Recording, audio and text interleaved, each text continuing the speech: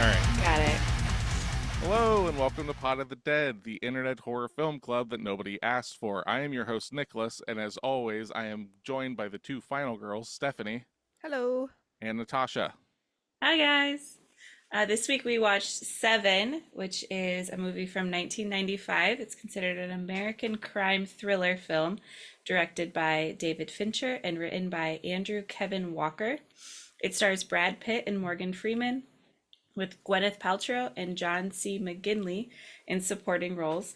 It's set in an unnamed crime-ridden city. Seven's narrative follows disenchanted, nearly retired detective William Somerset, played by Freeman, and his newly transferred partner David Mills, played by Brad Pitt, as they try to stop a serial killer from committing a series of murders based on the seven deadly sins.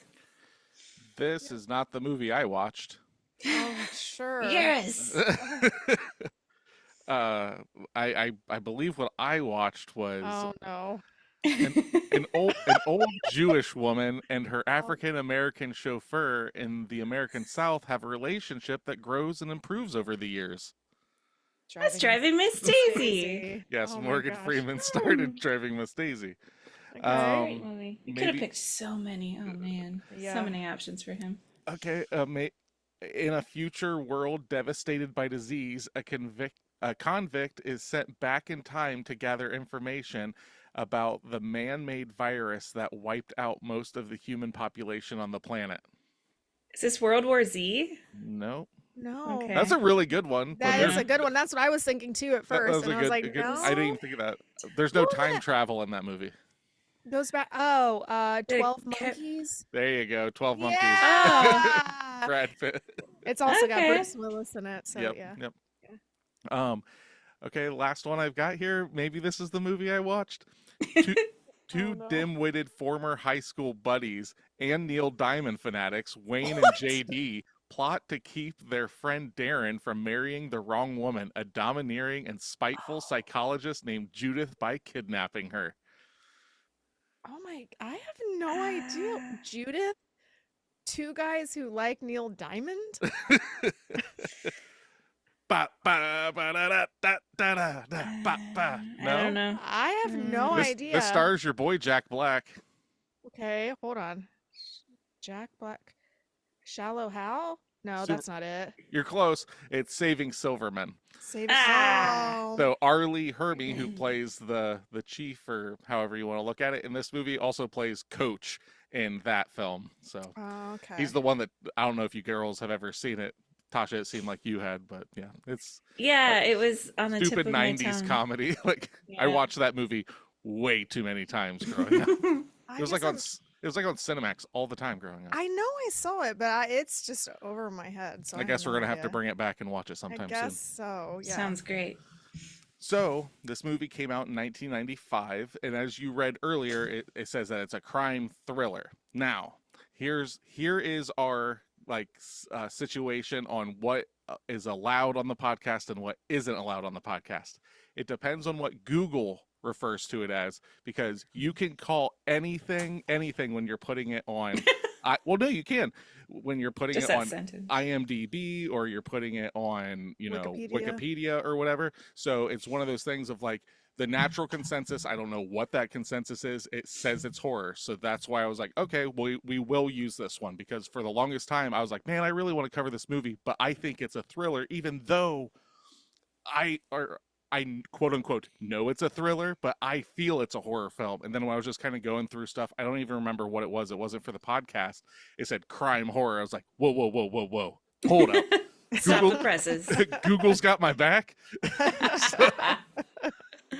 So, but yes, Okay. this came out in 1995. What do you think its budget was? Big. Yeah. I'm trying to account for inflation. It's- Well, you wouldn't have Five to and- account for inflation. It's what it cost back then. or $5.5 million. That's true. Good point. 32 million. It was made for $34 million. Oh. You're super close. I know that was close. Yay. So now, this is, the 90s are a really weird time for horror films. And like I said, this is considered a thriller because a lot of films that are on that line, The Sixth Sense is another example. It's referred to as a thriller. But It's it is kind of a horror movie. So is Kiss the Girls. That's kind of another. That's a Morgan Freeman movie. That's kind of a horror movie too. Silence of the Lambs is considered a thriller. Like Yeah. Really? it's this is the whole talk that I have about like 90s, like thriller is the word they want to give like what we consider highbrow horror or whatever, like Yeah. Okay. so like that's always my thing is like, well, in the 90s everything was sex thrillers or crime thrillers or whatever. Yeah. It's like, no, it Okay. could still technically, like, that's a horror film. Now there's obviously ones that are like, very like low stakes and stuff. And it's like, yeah, it makes sense why that is a thriller. Like I don't know, Ransom with Mel Gibson or something like that. It's like that's clearly not a horror film. It's just a tense film. Yeah, but the other thing is we've talked about this before is that sometimes it's based on who you're following in the movie. So if you're following the bad guy, like if you're watching like a slasher movie, you're usually following both the bad guy and the victims, right? And Correct. in this one, you're only following the guys that are trying, like they're the actual detectives. Correct. So there's a huge, you're not following the bad guys in this one. Correct. But you don't follow the bad guys in Seven or not Seven in Scream and stuff like that. Like you don't follow them. That's That's true because that's the but mystery that's of the it. mystery. Well, that's what this is too. Correct. I think the reason that this crosses the line of thriller and is viewed as horror is the lengths that it goes. This movie, Okay. after all the years, still gets under my skin in very specific scenes. And thrillers don't do that to me. Like it's just very like this is I would say, and I don't know Tasha's take on this, but Tasha is very much the person of it's what they don't show and what it keeps in your head that makes things worse. And there are specific scenes in this that are some of the most horrifying things I can think of in a film that it's alluded to what happened. Like you Yeah, see because if they all the showed information that you need to build the if they picture in your brain. showed some of the stuff, that would be Too far. much. Yeah. Yes. So without like spoilers, yeah, there's some shit in here that is just harder to cope with that we've ever touched on this podcast. All that being said, okay, right? The reason I wanted to bring that up about horror and thriller is to keep in mind that when you think of its box office. Okay. So this Okay. was a rated R film in the 90s, Yes. but it was marketed and how everything worked in the 90s as a thriller. What do you Yeah. think its box office was? Well, it has Morgan Freeman and Brad Pitt, and this is like Brad Pitt's premium toppity top time. Like this is like post. I would say this is what starts that. No, this is post Fight Club though, right? No, it's not. No, Fight This Club isn't comes after this. Does Because it? yep, because David Fincher directed this. This was David Fincher's second film after Alien 3. He almost Okay. didn't. He almost never made another film after Alien 3 because of how Fox dealt with him and all the wow. rewrites and all this stuff.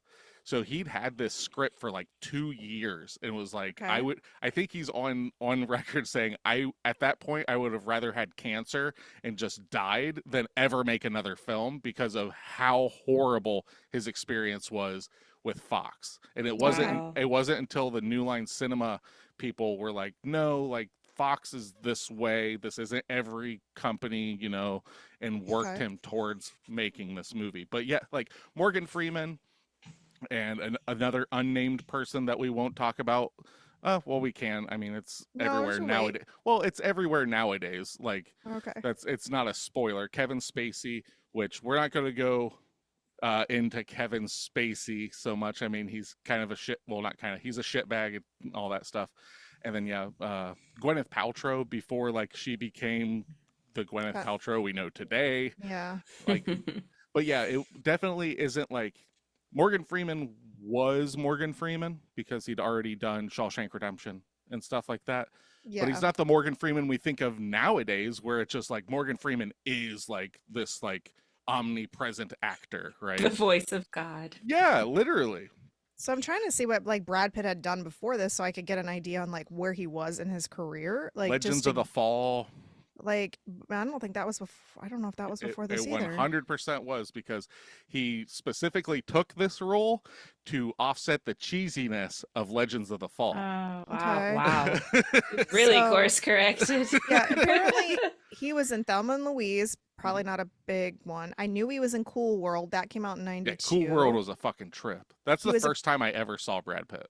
he was in A River Runs Through It before this. Hmm. He was in Tales of the Crypt before this. Yeah, like an Like episode. some kind of episode or something. Yeah. He was in Interview with the Vampire before this. So he was But popular yeah, already. yes, And then yes. I'm not. Legends of the Fall. I'm not Yeah. saying not popular. I'm just saying he wasn't fucking Brad Pitt, Yeah, I was just curious to see like how because popular he was he at has this a run level. after this of Seven, 12 Monkeys, Fight Club, all like, and just The Devil's Own, Meet Joe Black, Fight Club, Snatch, the Mexican,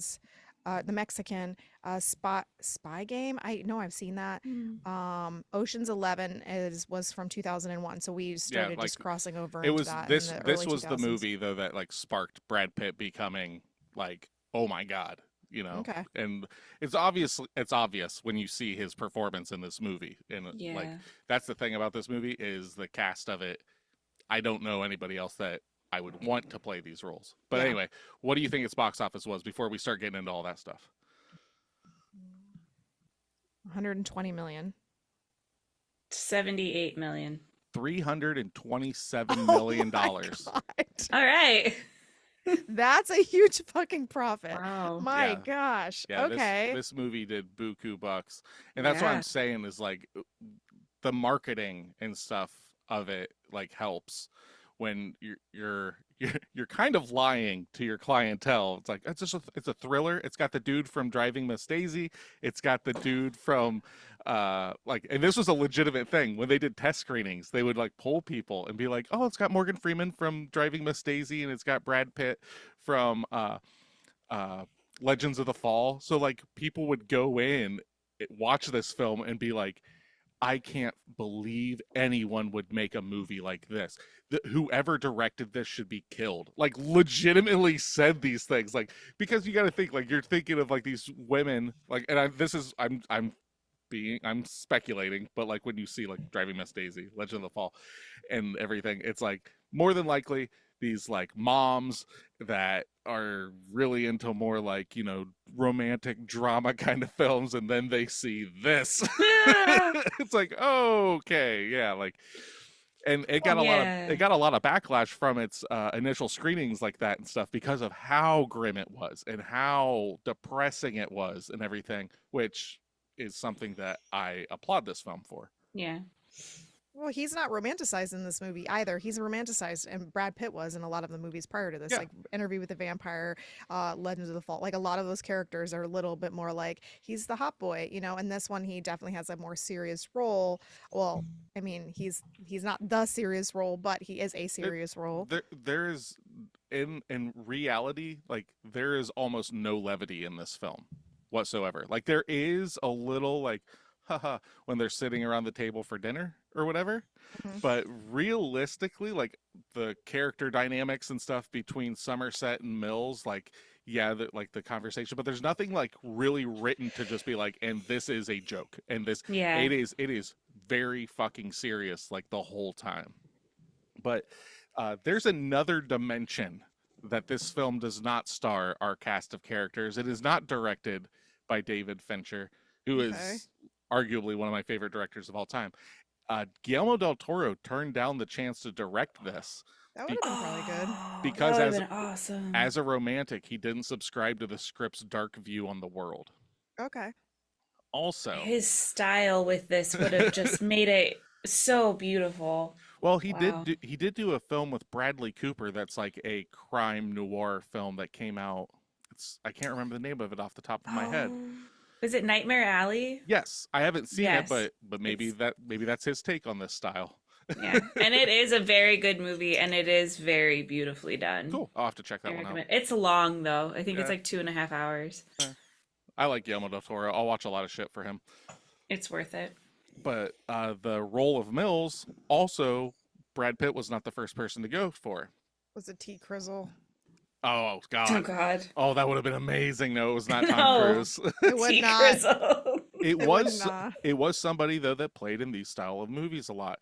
Denzel Washington turned down the role of Oh, Mills. okay. He He would have then been good in this, he was but telling I'm not Brad Pitt. But yeah, he told Entertainment Weekly that the film was just too dark and evil. Like that's the going run of this is like Wow. you don't hear that about like that's again this goes back to the horror thriller thing. You don't hear that about thrillers. You like this is fucked up like, so. yeah, but he's also played in a lot of fucked up movies later, so I guess Yeah, it was just like at that there's a movie time. that he ended up playing in later on called Fallen that is very similar to this in the way of like a serial killer and he's hunting him down and it's got a very like pessimistic ending and everything. And it's a good movie, but like it definitely is it has that feel that Seven came out, did gangbusters, then another company was like, we need our own Seven. Yeah. So also, before Morgan Freeman and Brad Pitt were cast, besides Denzel Washington, who do you think that they had their eyes on for Somerset? Think of I'm big terrible at this. actors in the 90s. Big. Arnold Schwarzenegger. No, Oh my God. No, he was big in the 90s. Al Pacino. Oh no, not for Al, this. so, all right. And then John Doe, who's played by Kevin Spacey in this film, they Okay. also had, he turned it down at like basically the last second, was Val Kilmer. That would have been fine. Yeah. So I don't Kevin care for that. Spacey was cast 2 days before the filming began of this. Holy So, shit. Oh okay. wow. so in another world, Guillermo del Toro directs an Al Pacino Denzel Washington film with No. the bad guy being Val Kilmer. Like that. Yeah, no. What a fucking weird. Like Yeah. it, I like like the way that it went. yeah, the Yes. pieces. It's like, oh, Guillermo del Toro doing this. Okay, I could see that movie, or like Denzel Washington being Mills. Okay, I can see that. But then like you take all those parts and mash it together. Like, what fucking fever dream of a movie are we talking about right Yeah, now? no. But to go back on our writer and our director, got it here somewhere. There it is. David Fincher, most known for Seven, Fight Club, Zodiac, The Girl with the Dragon Tattoo, That was a good movie. Gone Girl, Okay. the television series Mindhunter, Hmm. the 2023 collab with our writer here, The Killer, and then he also directed The Social Network. Our writer here is Andrew Kevin Walker, who this was his first script that was ever bought. Wow. He was working at a Tower Records and worked on this script after living in New York and hating his experience of living in New York at the time, Okay. and just kind of used that as the backdrop when writing it. Granted, in the film they never say that it's New York, but even without them saying it, it You feels know like it's New York. it Mhm. feels like fucking New York in the 90s. So he wrote Seven as his first one. Later films that he did, he wrote the screenplay for Sleepy Hollow, Oh wow. Okay. Right. the script for the Nicolas Cage-led 8mm, Okay. which it makes sense because I love that movie as well, and it has similar feels, but it just doesn't go to the degree that this one does. Mhm. And then he wrote the screenplay for the Metalocalypse film Army of the Doomstar. Okay. Oh, Metalocalypse. So, to give you a view though of the 95 box office, Okay. this is the year that Dangerous Minds came out, Oh, that was a good movie. Waterworld, Okay. Garbage. Goldeneye, the James Bond Okay. film, Yeah. Crimson Tide, Die Hard with a Vengeance. Okay. You girls probably love this movie. Casper. That was cute. Yep, I do love that movie. I That still was watch cute. it around Halloween. Yeah. Ace Ventura When Nature Calls. Oh my gosh. Okay. Pocahontas. Oh yeah, that's Okay. cute.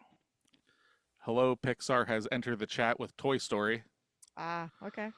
Apollo 13, Yeah, okay. and the number one domestic film for the year was Batman Forever.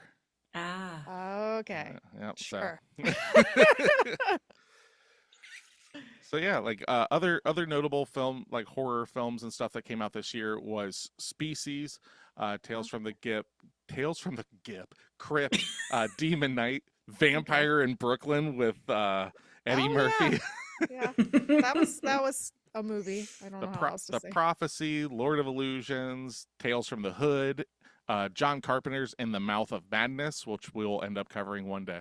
So Okay. yeah, like the '90s is pretty shit for horror in my book Until you because get like later in the 90s. even then for me in my book, Okay. it's Okay. like yeah, you get Scream, yeah, you get Seven. Early '90s, you get like Jacob's Ladder. I mean, you get In the Mouth of Madness, but as a whole, there's not a lot that I go back to for the '90s. Okay. Now, if you do like, like the post Scream slashers and stuff like that, and a lot of stuff I like, I think are late '90s tend to be early 2000s. Yeah, Yeah. that seems to be what we've been looking at too. So, So, like, isn't 13 Ghosts from that, or is yep. that from late I think 90s? that I think that that's like 2001. It is. Yeah. Yep. But yeah, it's rough because Candyman comes out in the early '90s. So yeah, there's like some stuff, but good lord, man, it's rough. That's where you just start getting like Halloween 7 and shit like that. And it's that's why when Scream came out, it was such a big deal because it was like a return to form. It was like, okay, here's a new IP, here's something, and that's why it was such a big Urban deal. Legend came out in the 90s. Misery came Uh-huh. out in 1990. Yeah. No, like I said, Oh, like those are Yeah. there are some things, but like I look at Yeah. the '80s.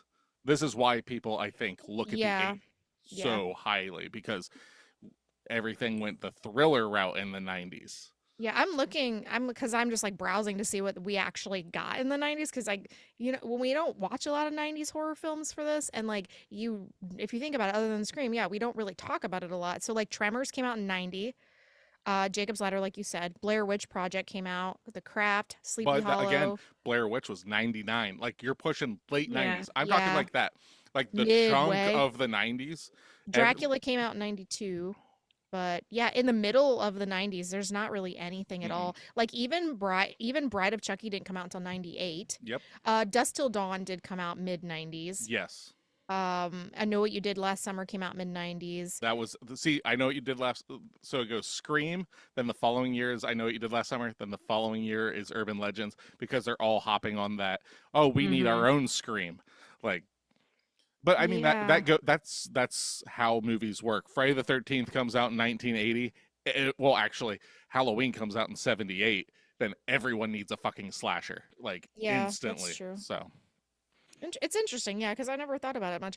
Like, when we talk about movies from the 90s, we really don't watch a lot of it's because a lot of horror them movies are from there. Really. thrillers, Yeah. or they're just not talked about a lot. So like it might not be to your girls like you might not be so aware of it having seen it or not, like Mhm. Jacob's Ladder and I understand Misery, yes, obviously. But Great. this was the era of like besides thrillers, this was the era of Stephen King made for TV horror Mhm. like Yeah. miniseries. Like that's Yeah. how you got your horror. So we Yeah. were TV show horroring it, and that's Yes, about the extent of 100%. it. Yeah, because there really isn't like on the list, the number one movie on the horror movies for the 90s is Scream. Like, if Yeah. you look at all of the list, it's like Scream and then Interview with the Vampires in there somewhere. And Mhm. then, like, there's not a Dracula came out in 92, but I never even seen that movie. Bram So Stoker's Dracula. Yeah, that's a yeah. really good one, but except for the fact that you get Keanu Reeves trying to put on an English accent. Same with Winona Ryder. Oh, Winona Ryder putting on an English accent. But oh boy. Gary Oldman plays Dracula in it, and he's fucking fantastic. So He's great and everything. it's so So, good. But we kind of skipped over this. What's your girl's history with this film? oh yeah, okay. Tasha, what's your history? Oh yeah. I saw it when I was younger.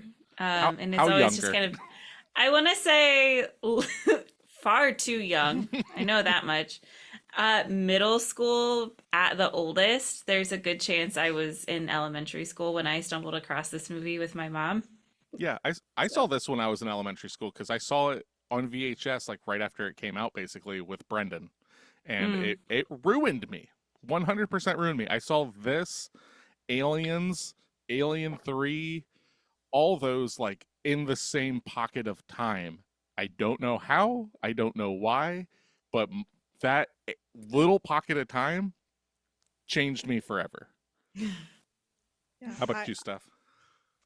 I know that you've watched it at home before. I know I probably saw it when I was too young to see it, but I don't remember it. And then when we were watching it yesterday, um I remembered like little blips, but I don't know if those are blips from when I was younger or from when you've had it on before because I knew what the ending was. So Yeah, that wasn't a it's surprise. kind of hard to get away from because it's kind of permeated pop culture in a way Yeah. that, the what's in the box, like that whole Hmm. Yeah. idea. So it's again though, um, knowing like how it ends, I guess can tamper how, not to give anything away, can kind of, soften the blow, I guess, of the Yeah. climax and everything.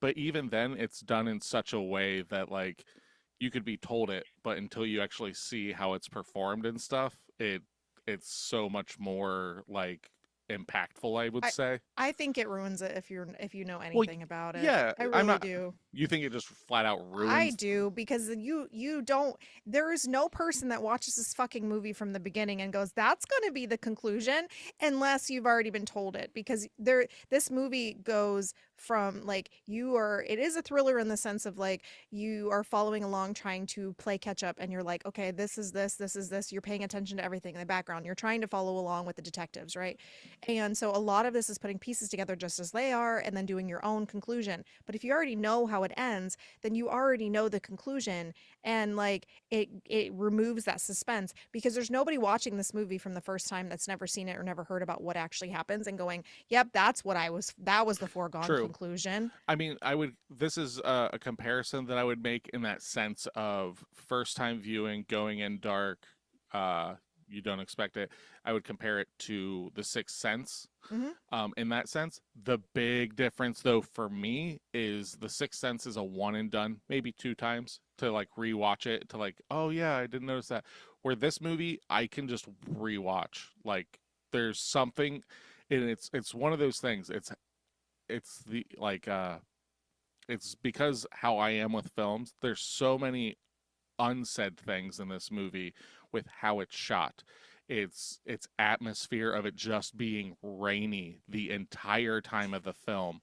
The utter like depressive like themes of it is just, and I'm a huge detective mystery but like fan, like I like Lovecraft and all this stuff of like trying to understand the others like motivations and stuff. Like I fucking love Mindhunter. It's one of my favorite TV shows, which David Fincher did. True Hmm. Detective, stuff like that. Like that is something that I really like. So this is kind of what shot me down that line. So there's just a lot. I don't know.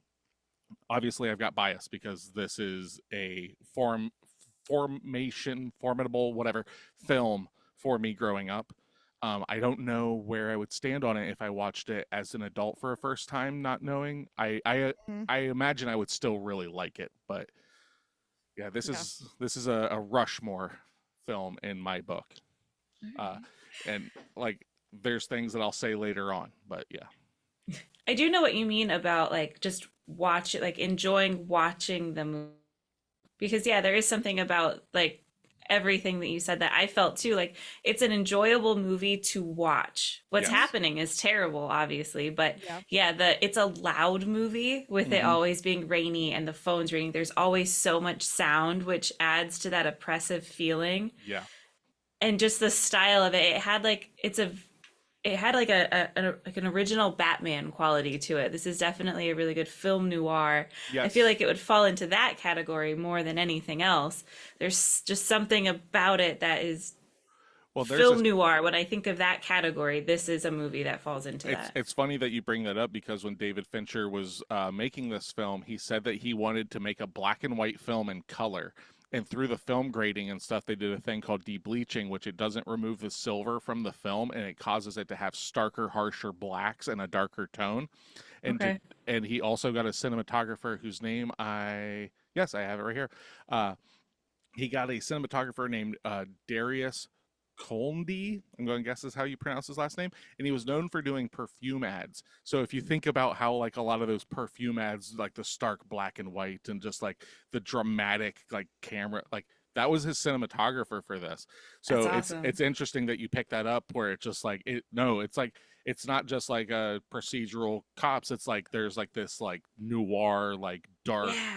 darkness to it, like the old like 50s and stuff, like Hmm. noir films where it's always like the damsel comes in, it's like, and I saw her across the room and he's smoking the cigarette, drinking whiskey, and like yeah, Right. It's raining outside and they have their hat and they take their hat off as they walk into the yeah. building. Ah, Like that's pure detective movie stuff. yes, I love it. I love it. I just want to roll around in, well, not, I don't want to roll around in this movie because there's some fucked up, gross stuff in this movie Yeah. without even showing it. Like the cockroaches, enough. Like the cockroaches are enough. And I'll get into Yeah. a little bit more of like why that's so gross when we get into spoiler territory. But unless you girls have anything else you want to say, I do Let's not. do it. all right, let's get into spoiler territory.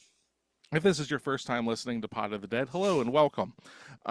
This is a horror film club. So, what we do is at the end of every episode, we give out homework for the next episode so you can hopefully watch it and go along the ride with us. Beyond this point, if you have not watched Seven, it's currently streaming on like AMC Plus. You can probably find this at any Walmart or anything. You can pick up a DVD or Blu ray copy. It's been around forever. So, stick around if you don't care. If you do, you can hear our opinions on it, hear the little minutia of the film. So why don't you just step out of the rain and come with us and listen to us talk and wax poetic about Seven? Yes. It's funny that you mentioned that it's on AMC Plus because I started watching it on AMC through YouTube TV and realized very quickly that it was dubbed, and I was like, we can't do this. Like, There was it not something. dubbed, but it was like edited. Oh God, that'd be horrible. There was something Yeah. really fucked up with our AMC Plus that we were watching. The audio for their speech was fine. All of the sound effects, the doors shutting and everything, had a direct like half-second echo. Pop pop, do Ooh, do da da, like every time, and I was like, I weird. can't fucking do this. I've got it on Blu-ray. We're going downstairs and watching it because Yeah. usually we'll like if it's streaming, we'll just watch it in the living room. But yeah, I was like, nope, fuck this. We're going downstairs because this is driving me nuts. Yeah. But all right, with all that being said, let's Yes. hear that Oh yeah, 10 out of yeah. 10. I was already ready to talk about it. Forgot about this part. Okay. Sorry. Where are you? There we go. A brilliant postmodern film noir that is grim, intelligent, and disturbing. From David Fincher, Seven is a compelling and brilliant postmodern film noir. It is grim and disturbing, but is also very intelligent and daring. They use the same words multiple times. What I did love about Seven, especially, is that it is incredibly stylish, beautifully dark. The cinematography and dazzling landscapes really do add to the atmosphere. Very little, very little of the murders are shown, but we are appalled and shocked by what we hear of them. The action is tense and the climax is shattering. There is also an intelligent screenplay, a clever plot telling of a vicious serial killer who murders his victims in a gruesome way to atone for the sins gluttony, greed, sloth, lust, pride, envy, and wrath he deems them to have committed, and excellent direction. Some of these sentences, okay, we're getting there. But we are not English teachers. Yeah. The acting is also superb. Morgan Freeman gives another brilliant performance as the disillusioned detective, and Brad Pitt is great as Mills in a more meatier role than he has ever done. Gwyneth Paltrow makes a small yet significant appearance as Mills' uneasy wife, while Kevin Spacey superbly delivers equally superb dialogue as Superb. Yes. exactly. Get at the sword. Nope, we're done. You get a thesaurus. I know. I was like trying to do a dig, and I was like, can't even get the word out. Where was I? Delivers equally superb dialogue as John Doe, despite the fact that he isn't in the film much. Overall, a brilliant film with adept performances, direction, style, and ambition. 10 out of 10. Yes. Okay. So going back to like what they said about Gwyneth Paltrow and Kevin Spacey here. So Gwyneth Paltrow, when we were watching this, I was like, "Oh my God, remember when Gwyneth Paltrow was a great actress because she's fucking great like in the scene with Morgan Freeman at the diner and everything. It's such like a heart-wrenching scene." Um and then Kevin Spacey was kept from like he's not on any of the poster stuff. Like they wanted it to be secretive. He's not even in the opening credits. And Oh. something that he said, he is in the credits twice though in the end. Like he's the first name that comes up, and then he's in it as it comes up and shows you. But what he said That's funny. he loved about that was because of this, he didn't have to do any of the press tours for the film. Ah, Oh, that's true. nice. Because you don't want to share anything. That's smart. Oh, he got out of work. Yeah, That's it's like, great. Yeah. all right, job's done. All right, Yeah. guys, can't be of any help. Yeah, and like his character itself is throughout the whole film, but we don't really get to see or interact with his character other. He has a very, if you think about it overall, his part is actually really small in what he actually does in the film, but like his character is obviously the overarching character, but it's interesting because we You don't get it's more the illusion of him, not the you don't actual part of him. you don't openly see him until 90 minutes into the film. You do, however, see him twice before that. The one time is obviously he's the cameraman, and it Yeah. is him. It's clearly Kevin. If you know that, it is Kevin Spacey in a wig, Okay. doing it. It is his voice. The other time that you see him before he turns himself in is when they're at Wild Bill's leather shop. He is the man outside the shop looking in, watching them. Oh, It's clearly him with the hat. He's got the limp that he has from the altercation previously. It's okay. fucking like he's literally Well, just watching them follow him the whole time. But yeah. So, I like that. all right, let's hear this slanderous 1 out of 10. I'm curious to see what they actually said. It's actually paragraphed and it has actual sentences, so that's well, sort of. Okay. 1 out of 10. Again, we are not English teachers. Yeah. I It's just always so hard when you're like free reading it and I you get it. I yes. get things it. don't line up. Yes. And I'm not an English teacher, but I am an author, so that is different. So I always take the trouble to write an IMDb review when I think a movie is too horrible to watch. The good ones, I am sure people can find them without me. So they only post apparently negative reviews. Such a The, happy person. Yeah. exactly. This movie is rotten to the core. It does not entertain a sensible mind. It does not uplift. It is No. has not humor, no humor, no fun, no moral. I, the last Okay. part I don't believe, but go on. Okay. It's not meant to be fun. Well, No, the moral thing though, I 100% believe the opposite of that. Like it ends with the Ernest Hemingway quote and everything. Like it is a story of morals. Like Hmm. you can it literally look at Somerset and Mills and just see like yeah. Anyway, it is morbid, depressing, meaningless, but it not is not meaningless. meaningless like say life. Life's meaningless has a depth. Life's meaninglessness. Yeah, that's the word we're using here today. Has It a is a depth. word. I know, but that's quite the word. Has a depth. It is somber. The meaninglessness of this movie is like a small child killing a white rabbit, wanton, senseless, and rabid. No, I don't agree with that either. Okay. He is right in the sense of it that it is senseless and rabid in the sense of what our character, the main bad guy is. He's not wrong in describing that, but that doesn't mean that I it's wouldn't I meaningless. wouldn't say it's senseless. The dude is not a psychopath in this in like the way that we think of. Like there is a sense to what he is making 100% sense if you think of what With his own logic. well no like Why he's what doing like it. the end of like religious extremism could make somebody do in a way because he's not coming to these conclusions on his own. This is God, like he's Yeah, exacting God's revenge. So it is. because he was chosen. Does it make sense to us? No, but like it's not it doesn't have a motivation. It does have a motivation. Like that's what I Okay. think of when I think senseless is like there's no motivation. It's just senseless violence. It's like no, there is straight up a motivation here. What did you learn from this movie? What did you enjoy? What moved you? Nothing unless you admire gore and violence per se.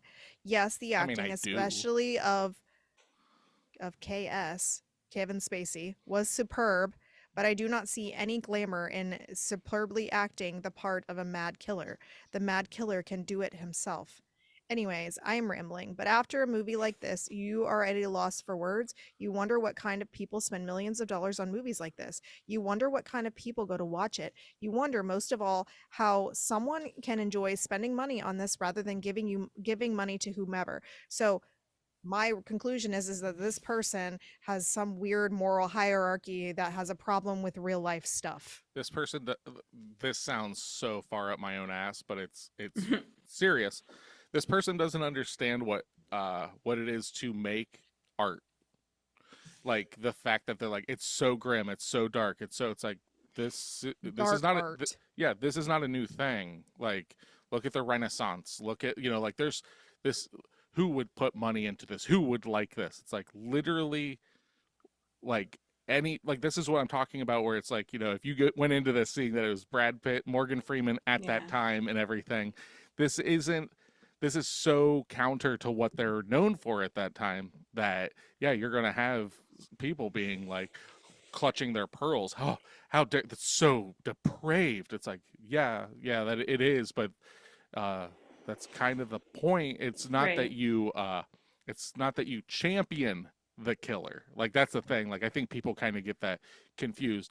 Now, granted, in a straight up slasher, you do end up just hating the teenagers and go, kill them, Jason, smash them against a tree with a fucking, Yeah, but this knapsack, has a real life quality to it. I think that's Yes. the difference. And then the people, I can empathize with why people feel like, why are you profiting off of other people's possible misery? So you're taking this and making it more of a real life adaptation of something that could happen, and then you're literally making money off of other people's literally death, and using religion in this case, which happens in a lot of movies, for obvious reasons. We have a history of this shit, so to kind of build this narrative. But I think it is, in a sense, it makes, I mean, all of the points of this, like the whole seven deadly sins, is not new. This is fucking like forever, forever, forever, like, and it's been it using that in this can probably does piss off some people, because they don't like the idea of using religion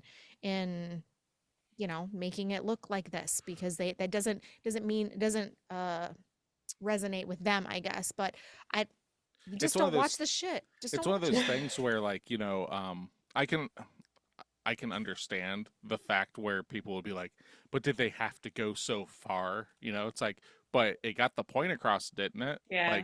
Like, It didn't even go that far. well, well, okay, so we'll use lust, right? Lust in this film Yes. ruined me as a child. It's the worst Yeah. one by Uh, far. Not going to mince words. A person fucks someone with a knife at gunpoint while the A other knife, person is tied down. not a knife like a knife sheath Cod over Like piece. a your piece, pendant. over Yes. Yeah. your over your penis. Yes, Yeah. like it's a sword going into a woman's vagina. But it's supposed to be like, it makes sense of, like, it's punishment. Like, does that mean that, like, I'm like, oh, that's fucking cool? No, it's not that my appreciation of that is not that it's cool. It's that it's effective. It's that it is, like I was saying earlier, it's still like, when you see those pictures of the fucking thing, like Mm. the his masterpiece, the Wild Bill guy says, like, it's unfathomable to, like, wrap your head around that. And you don't see it happen. You do see the outcome of the actor that plays the Fucking phenomenal, by the way.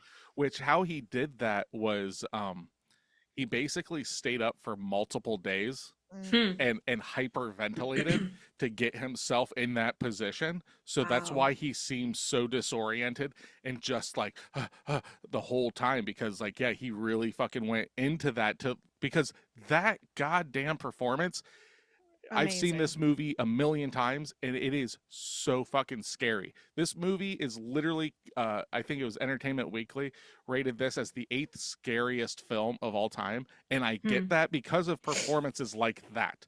Like, Yeah. there is something so real, and I don't want to say relatable, because obviously I've not done that stuff, but, like, that terror that you Hmm. see in some of these performances are so believable that it transcends it, like this is where I do understand the thing of like it becomes so real in those Yeah. performances that like I can understand it bothering people because it's Yeah. like Yeah. that could easily just be a camcorder sitting in a room with somebody that went through like literally possibly one of the most traumatic things a person could go through, and yeah, it's horrifying. Well, yeah, when you first see him in that room after they walk in to find out what happened to this woman because they know where she's at, and like he's like, get it off me, get it off me, and he's just Yeah, like sobbing and like shaking, and then you get him again when he's in the police room and they're like asking him a story, and like you don't see the woman, you don't see the actual thing, you see a picture of it, like you don't see a lot of these things, but it's you don't have to see shit in Right. order to have to feel like this that performance by that guy in this movie, who I don't know his actor name. I know he's been in other stuff because I've seen him before, but that is one of the best it's performances in this entire movie. yeah, it's insane. Uh like literal nightmare fuel. Like Yeah. I can't even describe. There's so much in this film that is like that. Um I Do had we a know if the big guy that was in the beginning that was like sloth. the, the gluttony? Gluttony. Oh, gluttony. Yeah. I'm sorry, gluttony. Do we know if that was like a person that they just had, or was it That like was a a real guy in prosthetic? prosthetics Okay. He was in a prosthetic Okay. suit for 10 hours a day Oh my Oh to God. be God. in that. I And wondered. David Fincher's way of showing how much he appreciated him was when it's the cadaver on the table that is a dummy, but Okay. he made sure that he was well endowed. Oh, yeah. Yeah, because you do see a dick in this movie too. So yeah, that's true. But yeah, I did not expect that That's because I don't funny. remember that. But yeah, I thought that was an interesting take on like the forcing him to eat and like just like the psychology of all of that. And then like tying him up with barbed wire around his But wrists and yeah, his that ankles shit's and like, and then he's like fucked. puking, but he's like forcing him to eat more. And like, I was like, holy shit. And like, it was very just, and then like his veins and stuff were all like really Hmm. blue and like and then the way they set that whole room up with all this the tomato sauce and like all this stuff like was All the very interesting, like just the prop pieces were really cool. Yeah. all the cockroaches and stuff in that. I believe they said that there was like 3 boxes of cockroaches they let out, Okay. and they put stuff in Gluttony's ears and his nose to Oh make sure that God. nothing got in, but it did not keep the cockroaches from getting in his underwear. Oh my God, there's no way. And you have to sit there and act like nobody that you don't have That you're cockroaches on dead. you. Yeah. Yes, with your face in a bowl. Yep. That's Yeah. terrible. Yeah. My God. Gross. But that set piece was beautiful. Like just like Hmm. all the set pieces in this Beautifully morbid. Like all of it's it, Yes. yeah. yes, it was all really like it was very detailed, and that's what I appreciate about it. It wasn't just a blank ass room that this guy Hmm. sitting at a table, like and they showed all the little like pieces of it, and I find that very fascinating just because of all the thought that went into the way they were creating their set The pieces. attention to detail in this film Hmm. is absurd. Hmm. So if we go to John Doe's apartment and there are all of those notebooks, we Hmm. watch the special features of the Blu-ray. Those are all handcrafted, filled in by hand Cool. notebooks. Yep, That's and they're awesome. color coded with the tape on the edge based on what Seven Deadly Sin it is in reference to.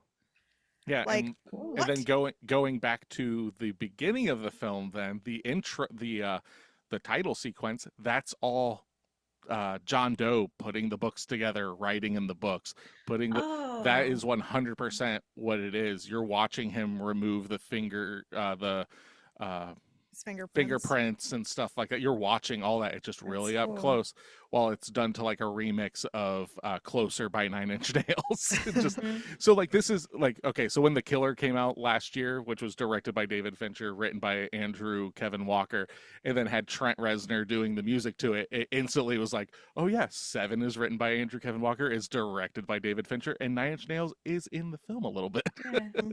Cool. So, but yeah, it's I right now I just feel like I just keep going like it's just amazing. It's so amazing. It is. It's very good. It Yeah. is.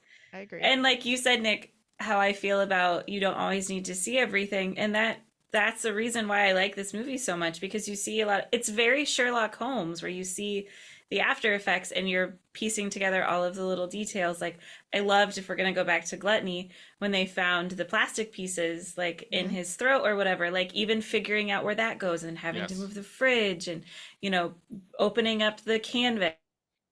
They're like, I love all of those little tidbits that you come back to instead of Mhm. being in that spot for a little bit and then moving on to a different death. It's not about like, you know, there are some horror movies where, you know, you hear that there's like these really gruesome deaths in it. So your mind kind of goes to Saul, like, okay, there's going to be a million of these because they're just going to try to get more and more And gruesome deaths. and this is like Saul ripped this off Yeah. hard, Yeah. so hard, And they didn't do it as well not even because close. this movie is about the detectives figuring out the crime, not necessarily about how gruesome can we put something on the screen Correct. for the audience to gasp at. Yeah, Mhm. that's all shock and Hmm. stuff, and this is shock and substance.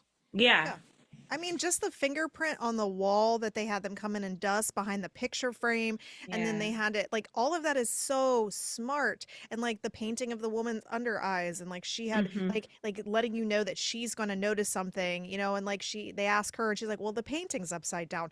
All of this stuff is so smartly put together that it all makes sense. There was only one part of this movie that I told Nick about that I'm like, the only way this makes sense is if it was intentional. So they obviously feed money to this FBI guy and they look up to see who's borrowed books from the library, right? Mm. Now, had this guy already has a library in his apartment. If he Hmm. didn't want to get caught, he wouldn't have He, borrowed all these fucking books from he libraries he to wanted to then get caught. that's the only thing that makes sense about it because if Yeah. not, then he wanted people to see his trophies. He wanted people to see what he Yes. was doing. He wanted them to come and find him. Right. And that's the only reason why that would have made sense. Any other person who's a serial killer and doesn't want to be caught would not be going and doing that because they would just buy the fucking books, right? And they would just Yep. keep them in their Yep. thing. That was the only part of the Yeah, movie because you that you you mentioned was that, and kind of I just kept my mouth shut because it makes sense. Because you're yeah, like, it does, but why would he go? And it's like because he needs to get caught mhm, because he needs Mills to kill him, like Right. to yeah, exact it all. Like it yeah, is 100% like to me perfectly wrapped. Like yeah. because when you said that, I was just like, oh, because usually I will argue my case in that situation, be like, well, actually, I mean, blah blah blah. But it's like, nope. Like if she doesn't remember how this goes, she will. I mean, it does make sense in wanting to be caught, but I mean, the overarching thing, if you're an actual serial killer and Yeah, you yeah, don't yeah. want to be, then that wouldn't make Yes. sense. But yeah, and like my honestly, the most gruesome thing other than the woman part was the guy in the fucking apartment and all of those Yes. trees hanging from the Sloth. ceiling was so interesting. And that this was a year in the making. Like Correct. he cut his arm off, he injected him with medications, including antibiotics, removed parts of his body, like did all of this like horrendous like the thing is like you were saying that well he's not technically a whatever psychopath whatever he is Well, I he has mean, something it's not because what he we literally think of. tortured It's not somebody what for a fucking year. it's not what we But think of as a psycho, like just being like this, like kind of person. Like but yes, that's what I think of when I think of a psychopath, is somebody that has methodically thought out how yes, to do something like this without any like correct. feeling towards the person that they're doing it to. I, I, Not Correct. so much like a or I'm whatever you saying do. I'm saying the royal we people that like just like, oh, they're a psycho, right? Yes, Gotcha. like They're crazy. going by clinical, yes, this man is a psychopath. But like I'm just talking about like when people like think of like, oh, he's fucking crazy and all this stuff. It's like, yeah, but it's not what you normally think of.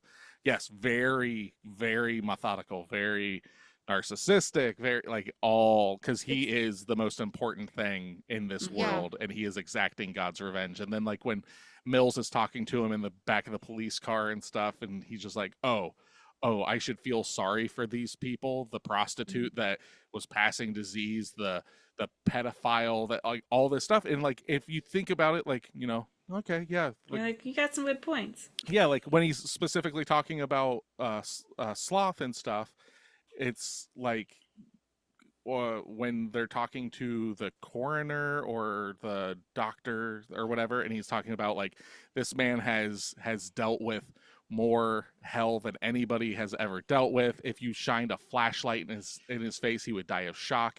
And then like it's such a fucking good line. He's like, and he still has hell to look forward to. It's like, oh my fucking God. Like I that loved is that scene. that is so fucking dark.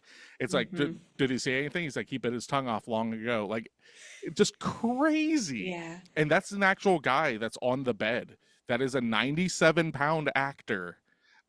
His name is Rob Botton, maybe. I think that might be his name. But yeah, he was 97 pounds, and jokingly, David Fincher, when he cast him, was like, I'd like you a little skinnier. He ended up losing 6 pounds Oh man. for that. And it's horrifying. Like like when you see him, at first it's like, oh, gross. And then when he fucking wakes up, Yeah. still possibly one of the literally scariest, creepiest scenes in a movie. That and the fucking like the porn BDSM kind of thing, like those two things. Yeah, the least effective one was the greed one, in the sense like it was just kind of like, okay, a lawyer got shafted because he's a fucking piece of shit. That's okay. Like I didn't even have any like feelings towards that. And then the woman at the end that like because she had that one didn't make much sense to me in the sense of like the Which one? vanity thing, the Oh. vanity aspect, the and I was just like model. that was just like an afterthought to me. Like that It one does feel a wasn't. little quick to It gone over. does. Yeah, because all the other ones were very well put And they're together and they tied made a lot together. of sense. A lot Yeah, of them are tied together. The lawyer is who got so greed got sloth sloth off out. from Yeah, and all this stuff. Like it's yeah. very interesting how all of that stuff kind of work They're all together. interconnected. And I wonder how much of it's actually more interconnected, like in the original screenplay before rewrites and stuff like that, Yeah, which they we'll probably never like know. they're probably like that's fine. We can We don't actually need cut this this movie one being down. 3 hours Yeah. long. Yeah, yeah. I mean, that was the only one I was kind of like, this is a big afterthought. The rest of them weren't really big afterthoughts. It was just that woman at the end, and I was like, and then I picked up. Nick didn't even pick this up, I don't think, because when we were Yeah. watching it, we were in the guy's apartment or whatever, and they were going through all the stuff, and like John again, it Doe's was apartment. John Doe's apartment, and it was all very methodical and like everything was put together really well. And there was like a little receipt on the thing, and it says Wild Bills, and I'm like, that's a reference to our Silence of the Lambs. And then Yep. then we went and we visited the Wild Bills place, and I was like, how? Just imagine though being the actor that's like, hey, I'm going to try out for a part that's going to make like a piece that's going to murder a woman, and I work at a shop called Wild Bills. Yeah. Like, think about that. Yeah, Wild Bill being the serial killer, and Silence of the Lambs Silence of that the Lambs. makes clothing out of women's skin. So yeah, it's Yeah. similar, leather to leather. Gotcha. Yeah. But Yeah, Yeah. that was I guess that was a cool nod, I guess, to that series, and oh, they were 100%. using Like it it, really well in it this movie. completely went over my head. You said it, I was like, oh fuck yeah, it is. Oh, another point. Yeah, Another point Another for this. point. yeah. Somebody stop this movie from scoring. Don't have enough points to give. Yep. But yeah, another thing was like the end of this film. Holy shit. Yeah. The end of this film. So the studio wanted them to change it. And Brad Pitt, before they made it, the studio Okay. was like, this is too fucking dark, guys. Like, because you got to think, we're not getting a lot of downer endings at this point, you know? The downer ending isn't a thing so much, right? Especially in like a cop drama where it's like, Yeah. oh, and they caught the bad guy. Yeah. Yeah. And End that's of what story. that's what they wanted. They wanted it to be like, well, maybe he just kidnapped Gwyneth Paltrow, and maybe it's one of his dog's heads that's in the box, and like they tried to do it. And Brad Pitt and Morgan Freeman both were just like, if it doesn't end the way that Walker wrote it, we're not in this film. Flat out, we're just like, no, we're not fucking doing this then. So they did it, and initially it ended on Brad Pitt's gunfire, boom, and then it went to black. But these were in the test screenings, and it did get some backlash and stuff because that was thought to be even too dark. So then they did the coda, which is you see him like in the police car, and Morgan Freeman talking about like anything he needs, get this figured out kind of stuff. And it kind of Kinda gives you like a softens it. little bit of, yeah, but it's still just like, good fucking God, man. Like awful. And then Brad Pitt's like his acting during that scene, I was getting teary-eyed watching that, and I was like, oh, Mm. oh my heart. Yeah, and it's just one of those things, like it just keeps ratcheting because you're like, what's like what's in the box? He finds out it's his head and everything, and then when Kevin Spacey, John Doe, is like, and she begged for her life and her child, and he like looks and everything's like, oh, You he didn't didn't know. know, did he? I'm just Mhm. like, fucking God, man. Like, Yeah. so like grim. God Yeah. damn. Yeah, and it's one of those things you didn't have to actually see the action of him doing it to this woman Right. and anything. He told us enough. Yep. He then, mocked him enough and did enough in order to end this, and then it ended up like it was supposed to. So Well, yeah, like because it like was he says like, and it's one of those things where like your mind spins because he's explaining like I went and after you went to work and I tried to play house with your wife, and it's like, what does that mean? What Mhm. exactly did he fucking do? And then Right. when she said no, then I cut off her pretty head. Now there is a cast of Gwyneth Paltrow's head in that box that you don't get to see, that they ended up reusing in a film that she was in. Maybe it's called Contagion or something like that. Years later, Oh, okay. but yeah, a lot of They people. just had it in storage. Yeah, Yeah. yeah, they do that.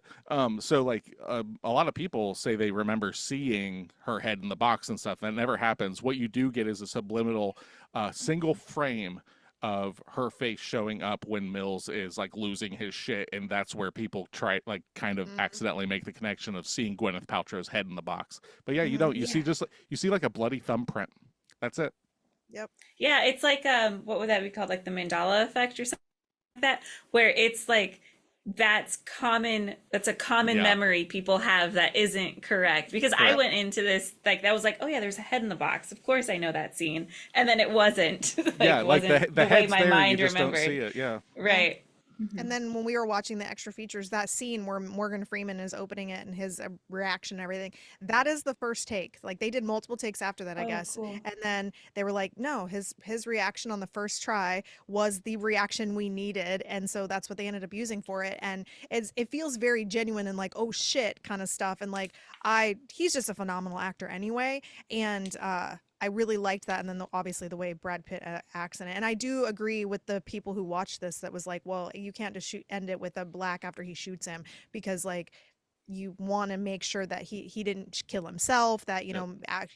we want to make sure that he's okay, I guess. So I I don't know what I would take. Like I because I don't remember anything after the wrath scene, right? Like the coda is like, granted, I remember it from watching it last night, but like going into it, it's like I completely fucking forgot that. So that ending is the ending to me. Like mhm. kills him, and like the helicopters is like he shot him, he's down. Somebody call somebody. Somebody call somebody. That's how I thought the movie ended. And I've seen this movie a million times, and it's just because that ending is so impactful that like Mhm. anything that happens afterwards, my jaw still dropped. I'm just like, wait, what? Yeah, it's like an epilogue just to make sure everyone like leaves the theater okay and everyone's okay. Yeah, Yeah, it literally should just be a therapy session. Like, it you guys is. understand that this was a movie, right? Like, Yeah, it's a band-aid on our gaping wounds, so it's we a need to make band-aid sure on a that Right. he's okay. decapitation. Yeah, it's like we're heartbroken here. You need to do something to make us feel just a little bit Right. better. We don't want And to leave you tense up yeah, here. So we yeah, Yeah, got to bring you down just a little so you can take a breath yep, and then go. yeah. yep. And it makes sense to me in this movie to do that. And I know I usually Yeah. I would kind of agree normally and be like just end it, but yeah, I think that that's You, a good. you There's have just to it's almost. just too much chest clutching for me. So after we watched this, I was like, who needs to see this movie? Noelle and Maya, because they will love this movie. I think they will really enjoy it. And the ending, because they don't know the ending. They don't know anything about this movie, but Oh, they love Brad Pitt. I'm The gonna ending, watch it with both them. of them are going to be like, what the fuck just happened? I'm going to make them watch it with me, because I Yeah, and all let's. of us, so we can all do like a family feature, which is not necessarily the greatest movie to have a family feature Family with. movie night. We're Yeah, gonna we're gonna watch watch Seven. What's Seven. it about? I don't. You love Brad Pitt. Yeah, He's such a it's funny guy. it's about a serial killer. That's all Nope. you need to I won't know. say none of that. It's the greatest film of the '90s. Yeah, That's my and take then on it. Noelle throughout at the end is gonna look at us and she's gonna be like, "What did we just watch?" And Oh Maya's gonna be man. like, "This. Oh my god, what just happened?" I'll be like, you're welcome. Yes, I think it would be very effective. I can't imagine anybody watching this movie and it not being Yeah. a very effective movie. I think was she the one that watched who watched Fight Club with us? Maya watched Fight Club with us Yeah, because and the I mentioned it and she's like, Brad Pitt's hot. And well, that's what started it. She was talking about how hot Brad Pitt is. I was like, you want to see Brad Pitt at his hottest? I was like, we're going to watch Fight Club. so we watched Fight Club and she was like, "Wow, that was quite the ending." And we're like, "Yeah, it's different, definitely different." So Yeah. he has a habit of doing that in movies apparently. So, Yeah, both David Fincher films. Like, yeah. motherfucker. Goddamn. Love a Goddamn, good David twist. Fincher. Yeah, very good twists. Yeah. So, But I already knew that about Fight Club. I hadn't seen it, but I already kind of knew what was going on. Oh. But yeah, this one I knew too, just because of Nick or something happened. I don't well, know, but I'm wearing a shirt that's just covered in all sorts of stuff from it. So, yeah, it happens. yeah, yeah. If you've listened to our podcast before, you know that Nick talks about Seven in probably every other episode that we That's watch. not that or many. we record. Oh, it's pretty close. There's a close. reason, though. It's There's a a reason, lot. though. And you'll Yeah. find out when we do our reviews. If you girls want to start doing reviews? Yeah, let's do Let's it. do All it. right. All right. I'm going to just get mine out of the way. It's the greatest film of the 90s, flat out. Okay. Okay, that's a big fucking ringing endorsement. It is and the 90s has Jurassic Park, which I love. It has, there are some like really big bangers. Seven, for me, is the perfect film of the 90s. I'm Okay. not gonna go about it. This movie is if I could give it more than a 10 out of 10, I would. This is without a doubt, like I said, it's Mount Rushmore film for me. It is a 10 out of 10. Can I give it a 10 and a half? No, No? we were supposed to guess what you were rating it to. But I I'm think sorry. I'm I think sorry. we already knew that. Everyone you were knew probably it. going to Going give it a in, 10. yeah. Yeah. I'm sorry. I'm sorry. Yeah. So 10 out of yes. 10. Okay. Motherfuckers. Perfect script, perfect direction, perfect casting. Fucking it ties up every loose end. It's perfect. Okay. And if you say otherwise, I will punch you in the mouth. No, just kidding. Go ahead. Okay. So Who's going next? I'll go Tasha, next. oh, Or- Steph's I'll go, got, that's Steph's got fine. it. Yeah, that's I'm fine. guessing Steph's giving it a 9. Ooh. I'm He has I- a lot of faith in me. I am I always don't know if she's hoping. ever ranked anything that No, high. and I want Even her to Trick give or it 10. Treat. I know, right? I'm- She's giving it a 9. Okay, I what do think she's gonna give it an 8. Okay. Tasha's right. She won Okay. again this I'll week. accept an 8 for it. Yeah, that's fine. Yes. A Steph 8 is a 10. Like Yeah, that's exactly. No, it's not. So I look at this movie as a movie that anything about an 8 and above is a movie I would watch repeatedly, like over and over again. And I would maybe not over and over again, but I mean I would watch it more than once. at least and- once a year. Like, Yes, and I would like it, and it wouldn't go boring to me. So I liked the movie. I thought it was very smartly written. That is my focus on movies and if they make sense and if they're really well written. And I enjoyed them. I really enjoyed this movie. I don't think it's the best movie of the 90s. I think Crybaby is the best movie of the 90s, but I will die on that hill forever. Does And Crybaby so- get a 10 then? Probably only because that movie I've seen the most in my entire life. I can literally recite it word for word. So I love that movie. But anyway, this movie was really good. The only thing I had to say that was my negatives is that because it's a 90s movie, there's two things that you see in these movies that are very 90 focused. One, they have a thing about showing cars for too long of a fucking time. Like we're driving out of a fucking like building thing, a garage, and there's like police car, police car, police car. I'm like, you could have cut 20 seconds out of that fucking scene and I didn't have to watch 900 police cars go out. I don't know why they do that in the 90s. It's a lot of like, there's a couple scenes like that that are like just not 70s too long, but like 90s too long.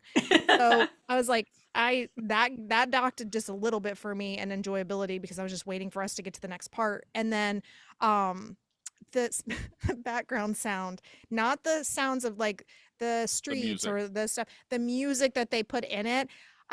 One of the parts that popped up, I can't remember what part it was. I looked to Nick and I was like, this is fucking 90s music. Like it's like we're Yes, and I'm just like, can we it would be more effective for me if we didn't put the 90s shit in this. Like it would have definitely had a better feel for me. So that was my other small objection. I mean, realistically, it's nothing that's that huge, but yeah, it's definitely an 8 for me. I don't think it was the best movie I've ever seen, but I do think it is a very solid movie. And it's definitely better than like Reanimator Hey, why are we taking shots across the bow here?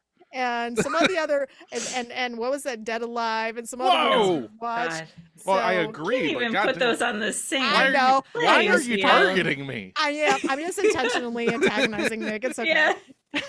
So yes, it's an 8. So okay, where are we at with Tasha here? What are we guessing? I think Tasha's gonna give it a 10. I do not. I think Tasha's gonna give this an 8 or an 8.5. I'm Tasha's gonna go. giving this an 8.5. Oh, God Yeah. sorry. damn it! I Yeah. thought it was See, right. yay. But this is a solid movie. Just It like is. Steph said, I mean, I'll watch it again. I'm really strict on my tens at least. Like Yes. Oh, it's that's right. no There midsummer. there were Yeah. no face smashes in this film. There was a There were no face decapitation. Yeah, Yeah. I forgot. Yeah. But like everything we've talked about, I loved the style of the movie. And that's a big thing in watching movies like this. Like I enjoyed watching it. Mhm. I enjoyed the timeline of it. I like it when they did like the days going Yes. by. I Yeah. liked the writing of it, of just how it, like you said, Nick, how it's all tightly packaged. This is what it is. It flowed really, really well, like a 90s suspense movie. Yeah. That I really enjoyed. Like we talked before, the giving you just enough to make you unsettled, but you don't have to see it. I Mhm. loved that capacity. I love that situation. Morgan Freeman and Brad Pitt. I like seeing Brad Pitt kind of as the young, like not buttoned up guy. Yeah. His character was really, really good. So yeah, I'm giving it an 8.5. I will watch it again. I look forward to watching it again. Yeah. Yeah, it was a Did great Drew movie. watch this with you? Mm-hmm. Have Yeah, you seen it before? I think so. Yeah, I Okay. think I remember him saying, yeah, because he equated it to Saw. Okay. Yeah. Like there's I've- stuff in it that's Saw adjacent, and Yeah, Okay. every time like I'd seen Saw and stuff like that, it I always just be like, this is just a cheap ripoff of Seven that's trying to be more, and it Right. doesn't. Saw is what it is. Like Yeah. it's James Wan's best film, and that's not saying a lot because I don't really care for James Wan, Conjuring and stuff, but yeah, like it's just blatant. It's yeah, yeah. but what's The that? the kills for this, I want to say one more thing about the lengthy deaths or tortures of sloth and gluttony. I loved the writing for that. The time component of that makes it a million times worse in my mind. Yeah, I agree. Knowing the slow pace that it took instead of it just being like gore and gruesome yeah. Mhm. and quick, like that does it. That's for some people, but just the length that it took for the other two Mhm. is the most unsettling component for me. That Real quick though, Yep. I was shitting on Saw opposed to this. Saw was made for like a 30th of the budget of this film too. So Oh. like that's something like that movie was made for like $1 million or some shit like that. Like it was a very low budget. So like if you're a huge Saw fan out there, I'm not. They're not the same movie, but Right. it is specifically like James Wan and Lee Wanell saw Seven and basically was like, how could we make this more fucked up? right. Yeah. That gives Seven an 88%. Damn, that might That's be probably our our highest. highest rated. I think it That's is. a high B. I think it's because Scream was really high rated, but Yeah. nobody gave it a 10. Nope. And No. then I'm surprised. Like there are two films like when I think of like Steph's tens, like is Scream and Trick or Treat. Yes, like that's what I think of your tens, Scream and Trick or Treat. Those are the two that like you hold on a pedestal to all. I others. loved Trick or Treat is the greatest Halloween movie, and it might be one of the greatest horror movies. It's just a fun movie. But yeah, I to me again that one it comes back to if it's smartly written. A lot of these just have to have a really smart, well written and complex storyline, and Trick or Treat has that. This movie has that. Scream has that. Like they have a very complex build, and I like that about it. And even down to like throwing pictures in a fucking bathtub that they have to find in water to realize that this is the same person that was shooting them, you know, taking pictures of him at this other crime scene. Like that stuff is very smart. And that's Yes. what I like about it. Yep. So, Hmm. All right. So okay. I'm going to give out homework Okay. for an episode after the next episode, because the next Okay. episode is going to be a Gaiden episode. Yes. It's All right. going to be doing an episode with a friend of the podcast, Ben, and we are going to be doing a deep dive on horror and metal music and like Okay. the history and the cross pollination and so on and so forth. But beyond that episode, we do have homework, and it'll be our first movie of October. Oh, And Ooh. October is one of our co-hosts, Stephanie's birth month. yay. So, Stephanie, what will we be watching for our first movie of October? So we're watching Critters. Yes. All right. Yep, we are going to be I'm- watching. I don't know the year. I think it's later 80s, but yes, we will be watching I think Critters. it's mid 80s, but yeah. Yeah, I looked it up last night because I was like, which one is better, Critters or Critters 2? And I was like, you know what, let's just watch the original. And then if I like it, then I'll watch the other 3 because there's like 4 movies of this. Yeah, you've never seen it. I've never seen it. All I know is like I've seen the little guys, like kind of like the Gremlins, like they're in the Yeah. Gremlin verse, right? Like in the sense of like they're similar. And yeah, that's it. They're really cute and ridiculous looking, and I like, and I'm assuming this is going to be a campy-esque movie, so I like campy movies, and so yeah, that's why I picked it. So I have no idea. This could be the shittiest movie, and I'm going to apologize to you guys, but maybe I'll love it. I have no idea. So But it's different when none of us have seen it, or at least Yeah. the person, like, I don't know if Nick's seen it, but Yeah, I think I've seen all of them. okay. wow. Yeah. I have never. But anyway. Tasha hasn't seen Critters yet either. Nope. I don't know. We'll find out, I guess. So It's free on Tubi or Okay. rentable on YouTube, at Google Play, and Apple TV. okay. Right on. So that's what we're going to be doing in the coming weeks. So Cool. for Pot of the Dead, I am Nicholas. I am Stephanie. I'm Natasha. Come back and listen to us, or else.